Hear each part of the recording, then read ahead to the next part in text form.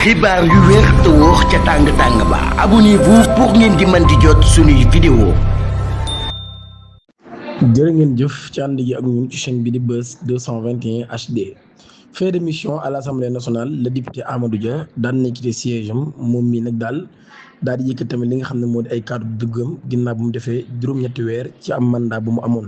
Le député Amadou Dia daan nay annoncé li nga xam ni moo di jeexantalu mission am suppléant du député Amadou Ba à l'Assemblée nationale moom mii nag daal réaffirmer détermination bi nga xam ne am na ko ngir topp engagement bi nga xam ne daan na koy amoon ngir liggéey réew mi. ci déclaration bi mu publié nag daal à l'issue de son mandat de 8 mois daan na souligner nag daal ni am na honneur ngir représenter les citoyens waaye tamit contribuer ci li nga xam ni moo di prise en charge de plusieurs préoccupations sociales économiques et foncières. Au cours de cette période Amadou Dia ci boobu nag daal daan nay xam ne ni amal na ay déplacements yu bëree bëri ci terrain bi ngir na daal di mën a comprendre réalité yi nga xam ni population yi ñu ngi koy dund. à Ngoundiane moom itam daan na intéressé bu baax a baax aux problématiques liées à la cohabitation entre les carrières et les riverains à Kayar. ba tey daan nay rencontré nag ay acteurs du maraîchage et de la pêche pour nag daal di amal waxtaan ak ñoom ci jafe-jafe yi nga xam ni ñu ngi koy dund waaye tamit li nga xam ne mooy attente yi nga xam secteur bi daan nañ koy am. moom parlementaire bii nag daan nay fàttali implication bi nga xam ne am na ko ci ay dossiers yu bëree bëri mu jàpp ni yu am solo la bokk na ci la situation de retraite de la régie.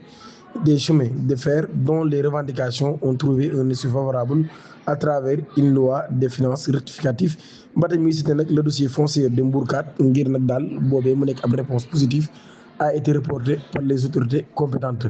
Parmi les autres préoccupations défendues figure celle de la NSTS mu nekk des instituteurs chargés des cours dans la formation professionnelle ainsi que du soldat Assane Ndiaye bi nga xam ne situation administrative am dafa nekkoon loo xam ne ba tey dañ ko waroon a régulariser.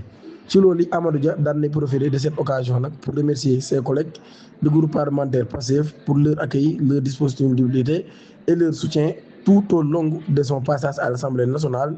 Il a également exprimé sa gratitude envers les patriotes bénévoles qui l'ont accompagné dans cette mission. Responsable politique bi nag daal daan na adresse ay remerciements aux populations du département de Thiès, en particulier celle de Thiès-Ouest pour leur confiance et leur soutien constant. Le mandat s'achève mais le combat continue, a-t-il déclaré, affirmant son intention de retourner à la base pour nag daal topp li nga xam ne moo di engagement bi mu amoon ci citoyens yi et politique en faveur du développement du Sénégal. moom Amadou lii la daal di xamle ginnaaw bi nga xamee ne kon daan nay ñàkk am mandat wu député am ginnaaw bi nga xamee ni Amadou Ba ci boppam daan nay ñëwaat. le Niger daan nay criminaliser mbirum borom ñaari tur yi ak ay peine yu diis lool. Niger ci boppam daan nay promulguer am nouveau code pénal bi nga xam ne day criminaliser pour la première fois l'homosexualité avec des lourdes peines allant jusqu'à 20 ans de prison bu ñu sukkandikoo ci journal officiel consulté jeudi par l'AFP. Si l'homosexualité restait jusqu'à présent un tabou dans une société nigérienne très majoritairement musulmane et conservatrice, il n'était pas explicitement criminalisé. Plusieurs pays africains ont récemment durci leur législation à l'encontre des personnes LGBT. di ñaan ngeen abonné activer la cloche de notification te aimé vidéo bi jërë ngeen jëf.